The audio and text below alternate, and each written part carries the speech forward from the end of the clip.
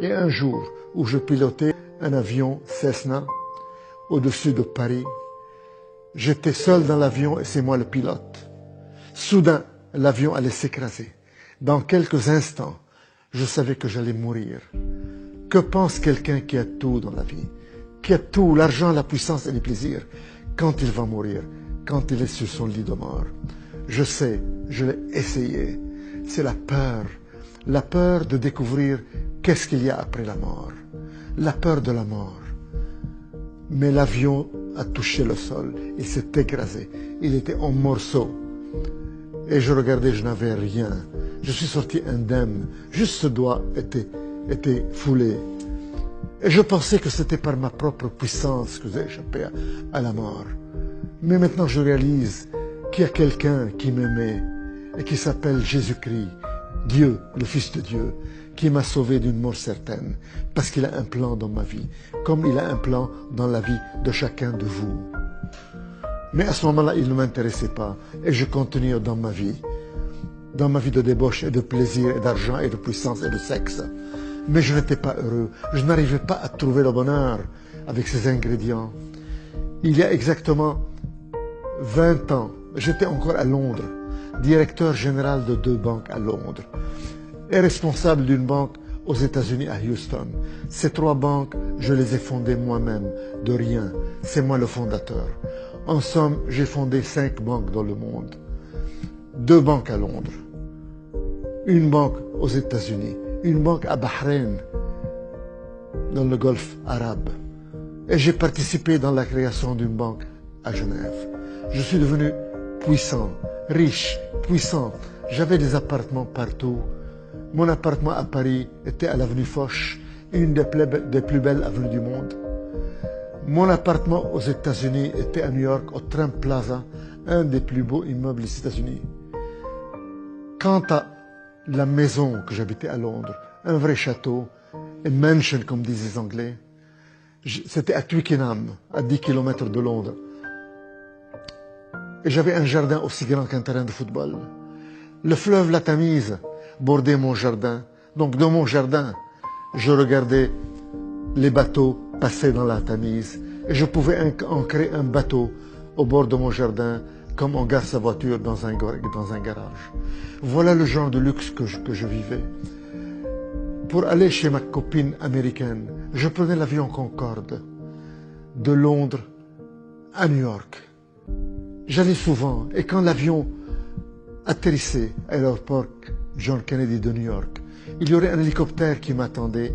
Je descendais de l'avion, je prenais l'hélicoptère, et l'hélicoptère m'amenait juste devant mon appartement au Trump Plaza à New York.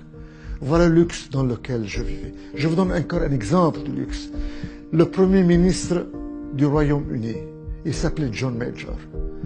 Il m'invitait à un banquet annuel de banquiers, pour un dîner pour des banquiers.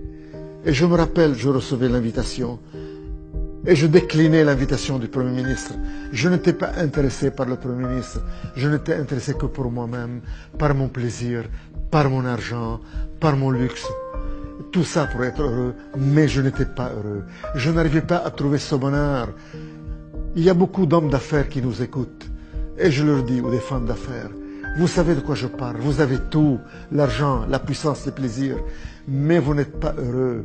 Il y a un vide ici que vous n'arrivez pas à remplir avec la puissance et l'argent et le sexe. Et vous cherchez et vous ne trouvez pas.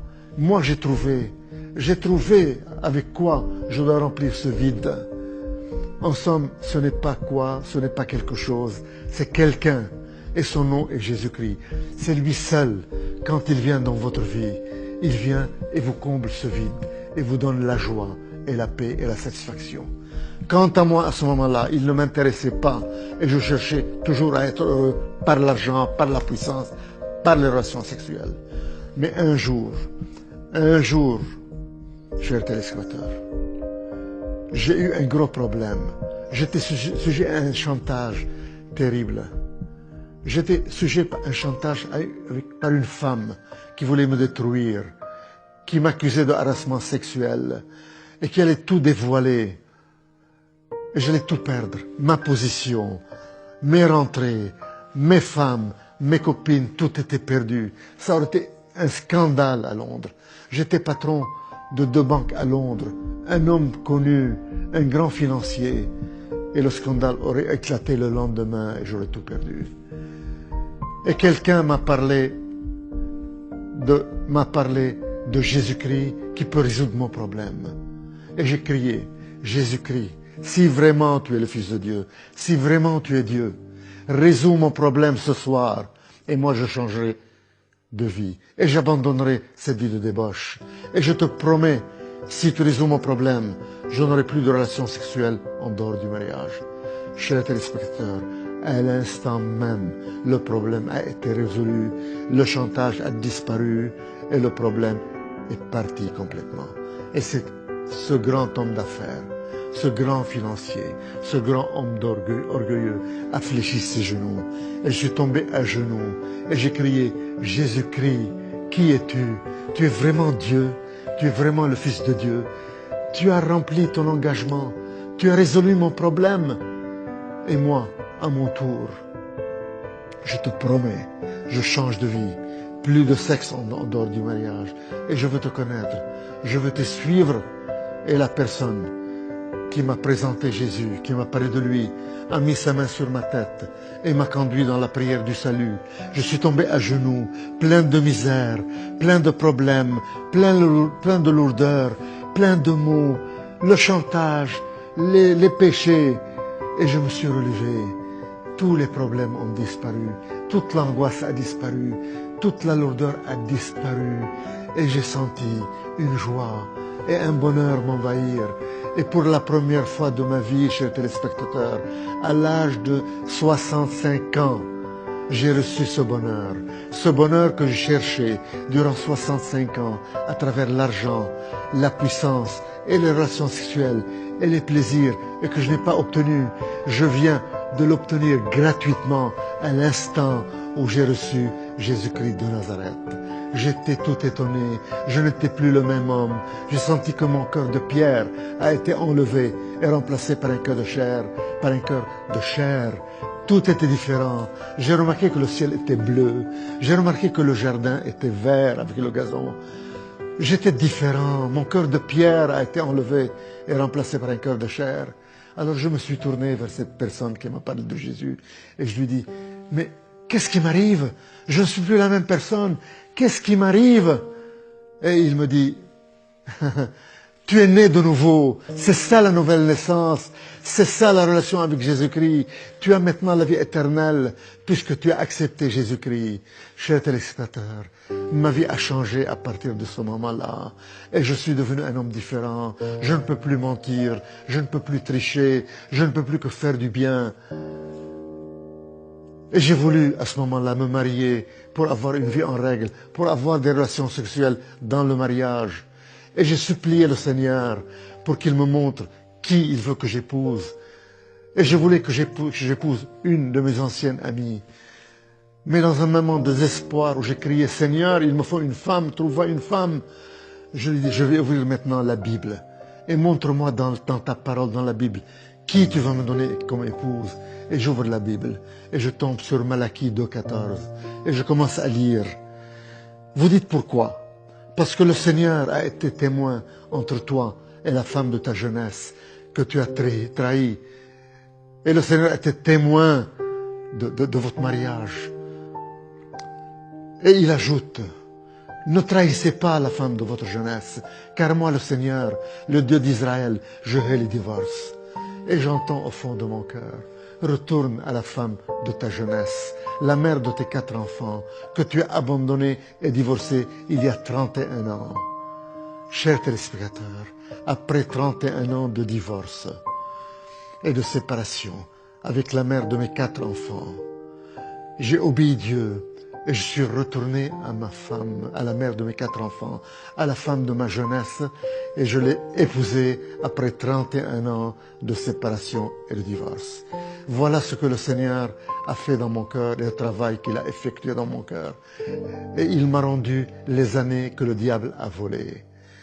Mes 4 enfants m'ont pardonné Ils sont tous à côté de moi et mon tour est même. J'ai 9 enfants, 9 petits-enfants qui m'aiment. Ils me font la surprise de m'apporter le café au lit.